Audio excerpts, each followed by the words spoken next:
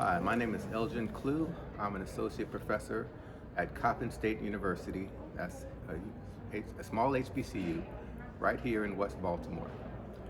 Um, what do I study? I study issues relating to heritage, specifically within the African American community. The project that I'm engaged in right now, that I'm actually presenting on here today at this conference, is relating to African American burial grounds.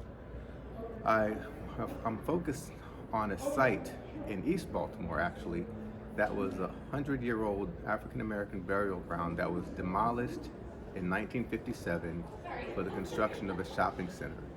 And the research that we've done has documented that there were over 14,000 burials at that site, and we estimate that there were well over 40,000 burials total.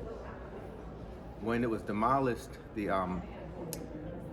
official record stated that about 300 graves were moved, but we feel that those were basically 300 to 500 headstones, not so much in terms of actual graves that were moved.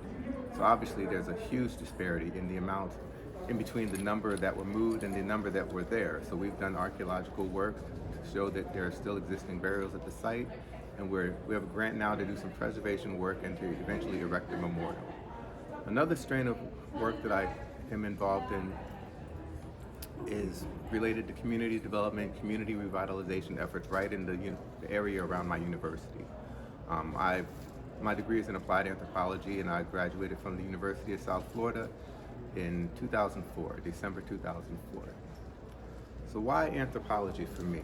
You might get a little bit of a different answer depending on the day you ask me about that, but generally speaking, when I think back to when I first decided to go into anthropology, I went to a small college, Morehouse College, and we did not have an anthropology program. We did not, to my knowledge, have an anthropology class.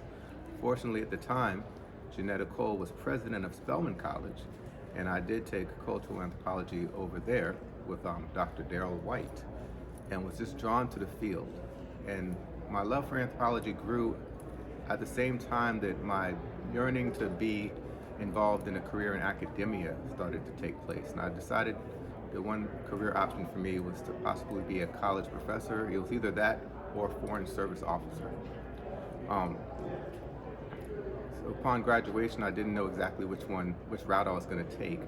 But just in terms of my personal exploration and the answers that anthropological work was providing me in terms of the questions I had about race and identity for myself and broadly in American society, I decided that applied anthropology was the route that I wanted to take.